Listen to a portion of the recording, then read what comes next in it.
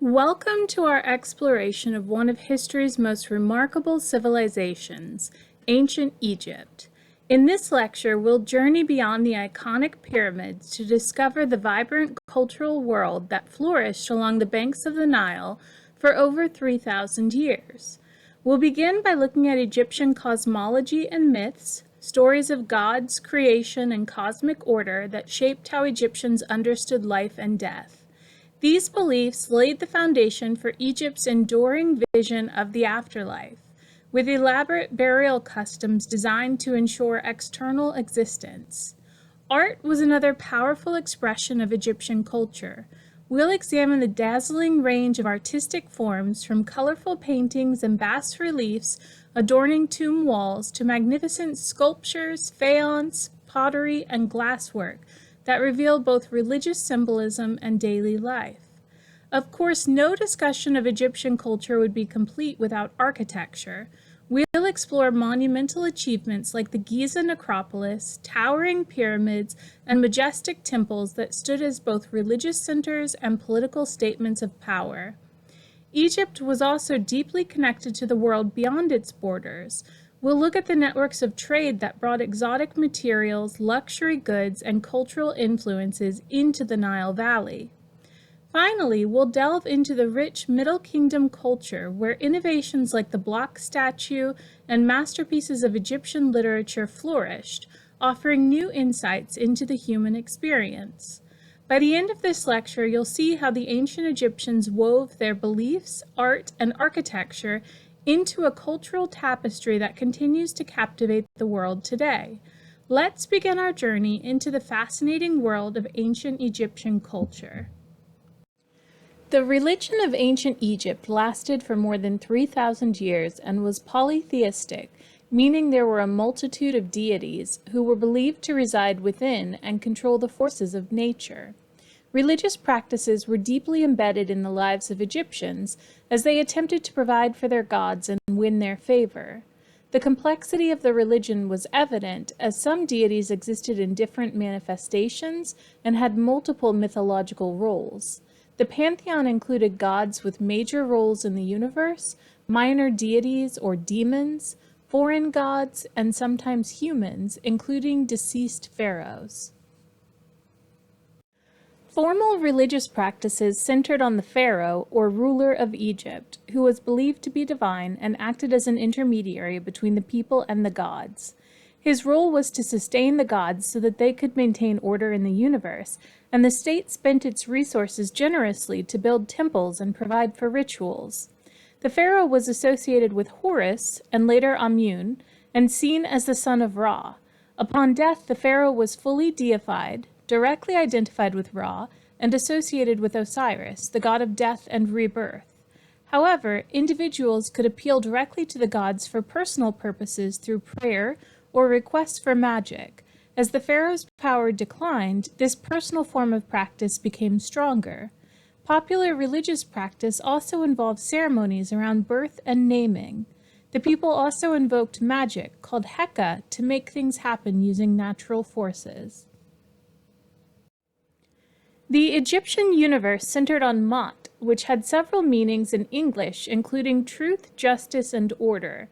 It was fixed and eternal. Without it, the world would fall apart, and there were constant threats of disorder requiring society to work to maintain it. Inhabitants of the cosmos included the gods, the spirits of deceased humans, and living humans, the most important of which was the pharaoh. Humans should cooperate to achieve this, and gods should function in balance. Ma'at was renewed by periodic events such as the annual Nile flood, which echoed the original creation. Most important of these was the daily journey of the sun god Ra. Egyptians saw the earth as a flat land, the god Geb, over which arched the sky, the goddess Nut. They were separated by Shu, the god of air. Underneath the earth was a parallel underworld and undersky, and beyond the skies lay Nu, the chaos before creation. Duat was a mysterious area associated with death and rebirth, and each day Ra passed through Duat after traveling over the earth during the day. Egyptian myths are mainly known from hymns, ritual and magical texts, funerary texts, and the writing of Greeks and Romans. The creation myth saw the world as emerging as a dry space in the primordial ocean of chaos, marked by the first rising of Ra. Other forms of the myth saw the primordial god Atum transforming into the elements of the world and the creative speech of the intellectual god Ptah. The most important myth was of Osiris and Isis. The divine ruler Osiris was murdered by Set, the god of chaos, then resurrected by his sister and wife Isis to conceive an heir named Horus. Osiris then became the ruler of the dead, while Horus eventually avenged his father and became king. This myth set the pharaohs and their succession as orderliness against chaos. Egyptians were very concerned about the fate of their souls after death, and built tombs, created grave goods, and gave offerings to preserve the bodies and spirits of the dead. They believed humans possessed Ka, or life force, which left the body at death. To endure after death, the Ka must continue to receive offerings of food. It could consume the spiritual essence of it. Humans also possessed a Ba, a set of spiritual characteristics unique to each person, which remained in the body after death. Funeral rites were meant to release the Ba so it could move, rejoin with the Ka, and live on as an Ankh. However, the Ba returned to the body at night, so the body must be preserved. Mummification involved elaborate embalming practices and wrapping in cloth, along with various rites, including the opening of the mouth ceremony. Tombs were originally mastabas, rectangular brick structures, and then pyramids. However, this originally did not apply to the common person. They passed into a dark, bleak realm that was the opposite of life. Nobles did receive tombs and grave gifts from the pharaoh. Eventually, by about 2181 BCE, Egyptians began to believe every person had a Ba and could access the afterlife. By the New Kingdom, the soul had to face dangers in the Duat before having a final judgment called the weighing of the heart, where the gods compared the actions of the deceased while alive to Mot, to see if they were worthy. If so, the Ka and the Ba were united into an Ankh, which then either traveled to the lush underworld or traveled with Ra on his daily journey, or even returned to the world of the living to carry out magic. Ancient Egyptian art includes painting, sculpture, architecture, and other forms of art, such as drawings on papyrus created between 3000 BCE and 100 CE. Most of this art was highly stylized and symbolic. Many of the surviving forms come from tombs and monuments and thus have a focus on life after death and preservation of knowledge. Symbolism in ancient Egyptian art conveyed a sense of order and influence of natural elements. The regalia of the pharaoh symbolized his or her power to rule and maintain the order of the universe. Blue and gold indicated divinity because they were rare and were associated with precious materials, while black expressed the fertility of the Nile River. In Egyptian art, the size of a figure indicates its relative importance.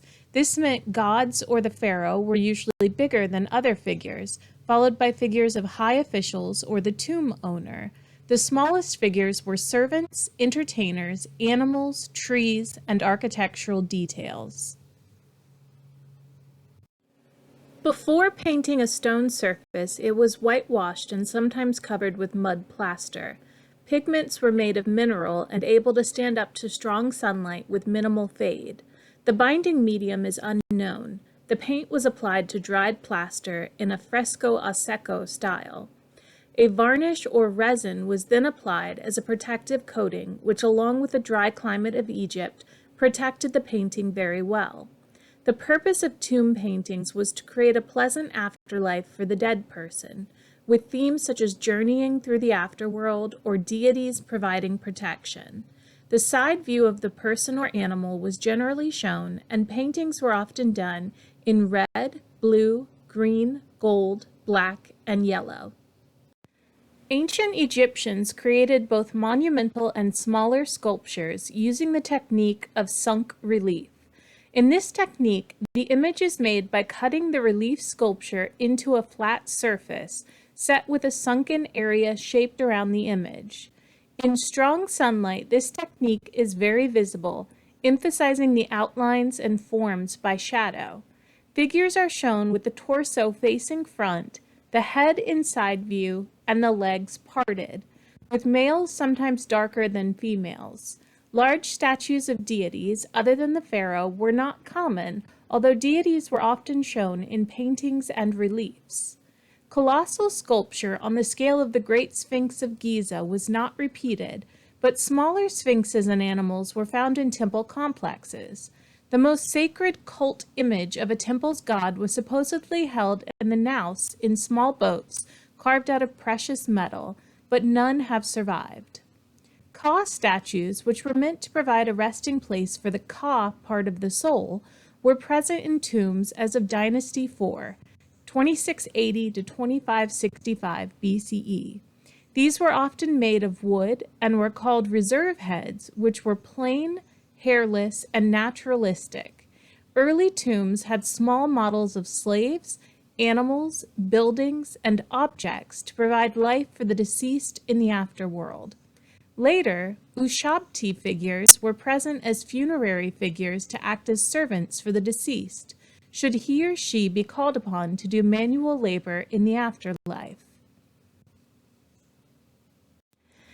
Faience was sintered quartz ceramic with surface vitrification used to create relatively cheap, small objects in many colors, but most commonly blue-green. It was often used for jewelry, scarabs, and figurines.